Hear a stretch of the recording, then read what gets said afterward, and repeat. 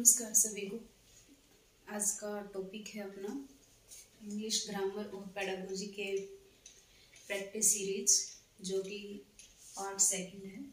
तो question answer शुरू करते हैं। इसमें पहला जो क्वेश्चन है वो है कि हमें डंप का हमें सिनोनिम बताना है। सिनोनिम बताना है, जिसमें कि ऑप्शन है first dispose of, second option है इसमें जिसमें कि लिखा हुआ है डक, सेकंड थर्ड ऑप्शन है इसमें कैटर, और फोर्थ ऑप्शन है नन ऑफ दिस। डंप का सिनोनिम बताना है, जो कि डंप क्या होता है, हम किसी भी चीज को, हम वेस्ट को हम डंप कर देते हैं, डंपिंग स्टेशन जिसको बोला जाता है, यानी कि हम उसको कचरे के ढेर में डाल देते हैं, उसको खत्म कर देते हैं। तो जो सिनोनिम आएगा, सिमिलर वर्ड भी बोल सकते हैं, वो आएगा डिस्पोज ऑफ। नेक्स्ट है आपका रिडक्शन।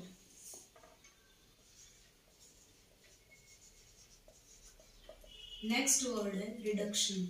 रिडक्शन का हमें बताना है, आपको एंटोनिम बताना है। एंटोनिम बताना है जिसमें कि बताया गया है ऑप्शन, फर्स्ट ऑप्शन है इसमें इंक्रीज,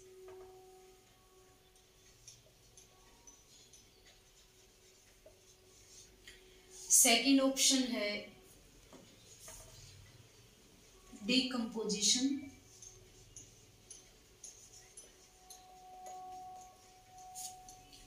थर्ड ऑप्शन है जिसमें कि प्रमोशन,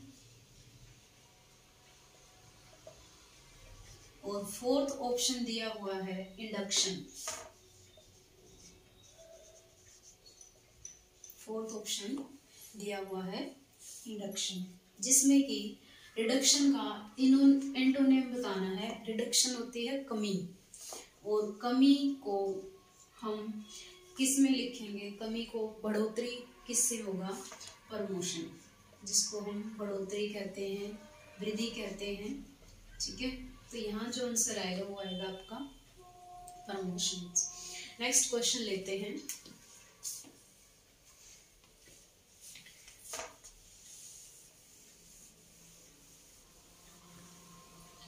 नेक्स्ट क्वेश्चन है इसमें कि which principle of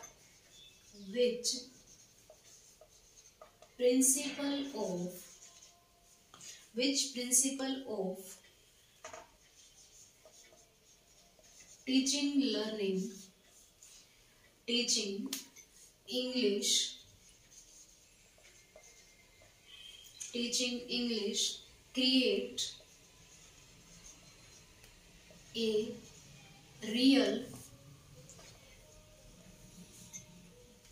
create a Jill to learn something new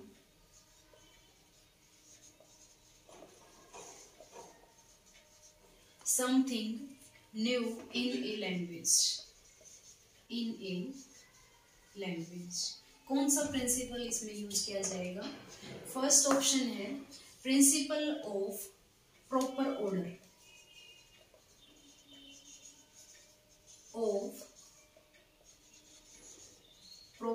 order, second option है प्रिंसिपल ऑफ हैबिट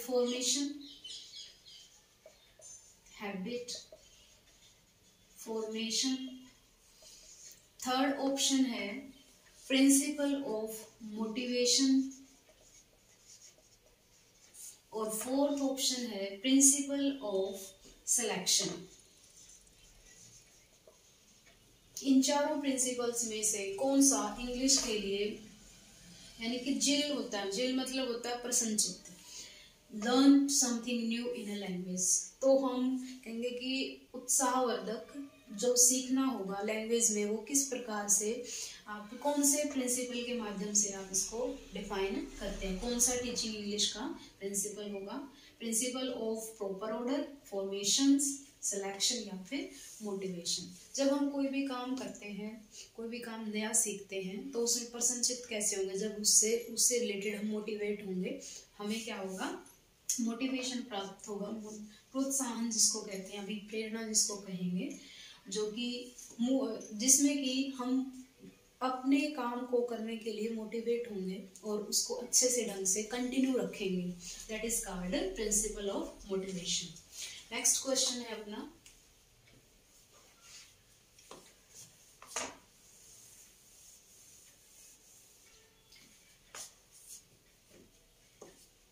जिसमें कि नेक्स्ट क्वेश्चन है पोल्यूट वर्ड है,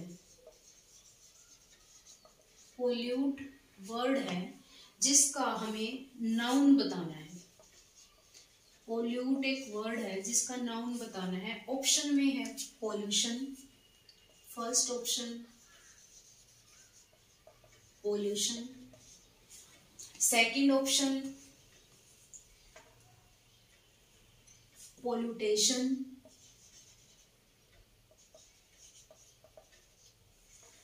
थर्ड ऑप्शन है पोल्यूटेड और फोर्थ ऑप्शन है पोल्यूटेबल। इसका नाउन बताना है, पोल्यूट वर्ड है उसका हमें बताना है कि नाउन क्या होगा। तो एक बात याद रखनी है, जिस भी वर्ड के लास्ट में ION आए वो क्या होगा, आपका नाउन होगा। ठीक है, तो यहाँ पे हमारा क्या बनेगा, पोल्यूशन होगा, जो कि नाउन को डिनोट करता है। अब पोल्यूटेशन तो पोल्यूट से रिलेटेड है, तो यहाँ पे पोल्यूशन से बना है, जो कि संज्ञा, पोल्यूशन क्या है, प्रदूषण है। ठीक है, नेक्स्ट क्वेश्चन लेंगे, जिसमें कि the material should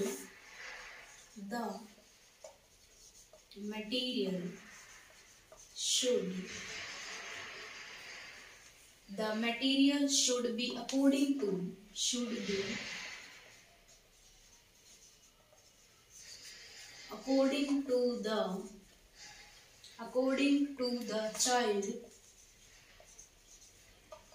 according to the child's mental level, mental age लिख सकते हैं, mental age, ability, grade and level, which principle of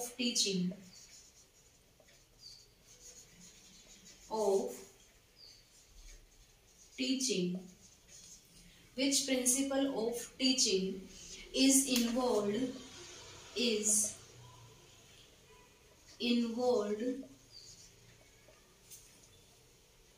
in this statement.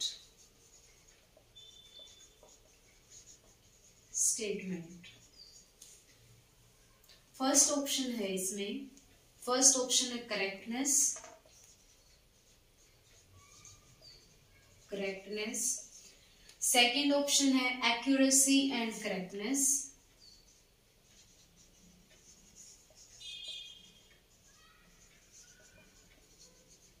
Third option है इसमें सिलेक्शन एंड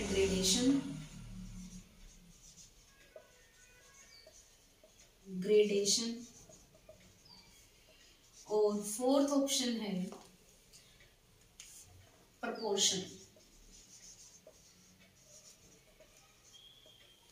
हाँ जी, the material should be according to the child's mental age, ability, grade, level, which principle teaching involve in the statement. यानी कि जो material वो होना चाहिए बच्चे के मेंटल एज के अकॉर्डिंग, उसकी एबिलिटी क्षमता के अकॉर्डिंग, ग्रेड जो जो भी उसका ग्रेड है और लेवल के अकॉर्डिंग वो कौन सा प्रिंसिपल होगा कि स्टेटमेंट में इन्वॉल्व हो सकता है। करेक्टनेस हो सकता है, एक्यूरेसी, करेक्टनेस, सिलेक्शन या ग्रेडेशन या फिर प्रोपोर्शन। हाँ जी, इसमें जो वर्ड लेंगे जिसको हम कहेंगे एक्यूरेसी और करेक्टनेस। यहाँ पे कोई भी काम करते हैं तो एक्यूरेसी होनी चाहिए, मतलब कि आप एक्यूरेसी का मतलब होता है शुद्धता। जो भी काम करते हैं वो बिल्कुल ठीक होना चाहिए, बिल्कुल ठीक होना चाहिए। अकॉर्डिंग टू लिखा हुआ है, according to child mental age, बिल्कुल सही होना चाहिए। ठीक है, तो यहाँ पे क्या आना चाहिए, करेक्टनेस और एबिलिटी, ग्रेड और लेवल बच्चे के अकॉर्डिंग होने चाहिए। नेक्स्ट क्वेश्चन लिखते हैं।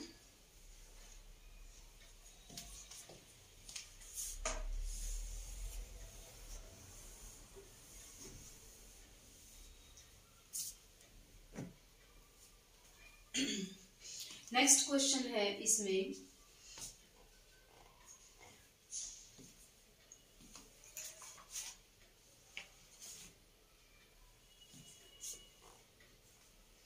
why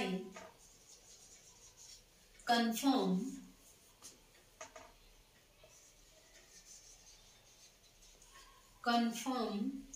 dash a custom when the custom is bad, when the custom is bad। Option है, first option on, second option upon, third option to और फोर्थ ऑप्शन है जी फोर। अब इसमें प्रपोजिशन बतानी है कि by conform dash custom when the custom is bad, कि कस्टम क्या होते हैं, रीति रिवाज होते हैं कि जब वो बुरा हो जाता है तो उसको क्या करना चाहिए, कंफर्म कर देना चाहिए, उसको बदल देना चाहिए। तो इसके साथ हमेशा क्या आना चाहिए, टू का यूज होगा। ठीक है, नेक्स्ट क्वेश्चन है,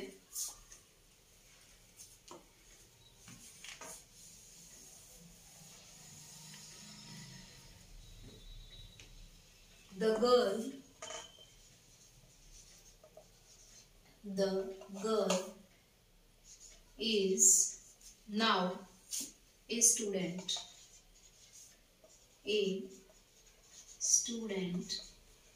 the girl is now a student at a large university।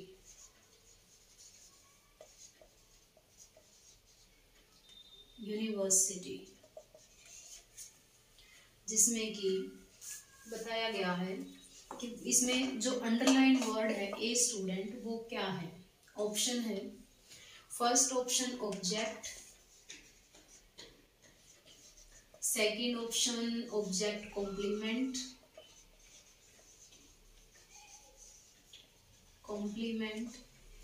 Third option subject और फोर्थ ऑप्शन है subject complement.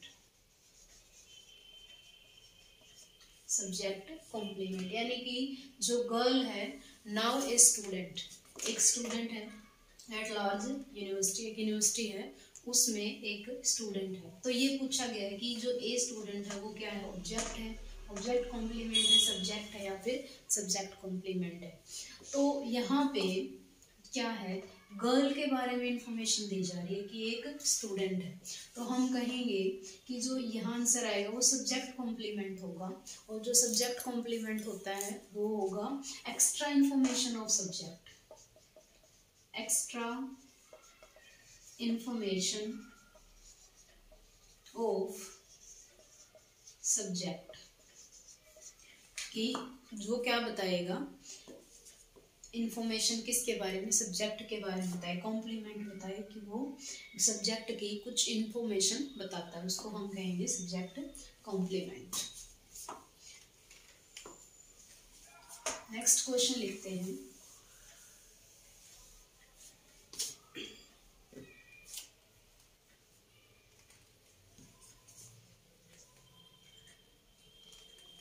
we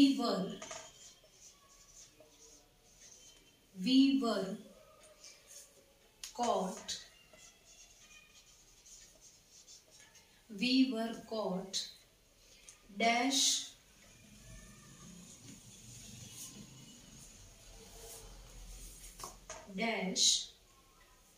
a shower on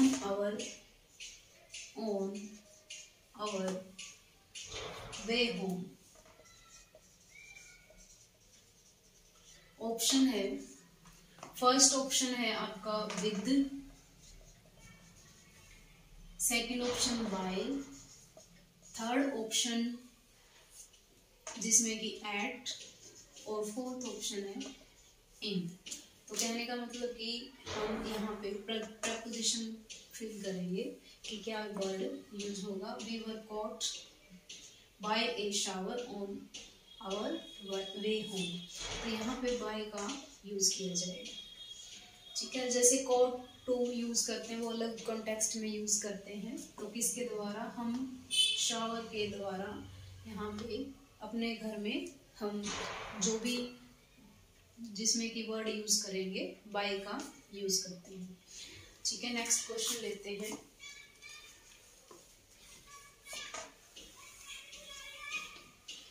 looking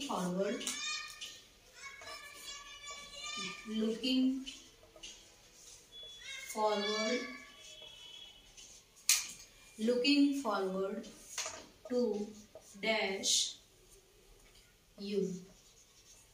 first option है see, second option to see, third option seen, और fourth option है सा।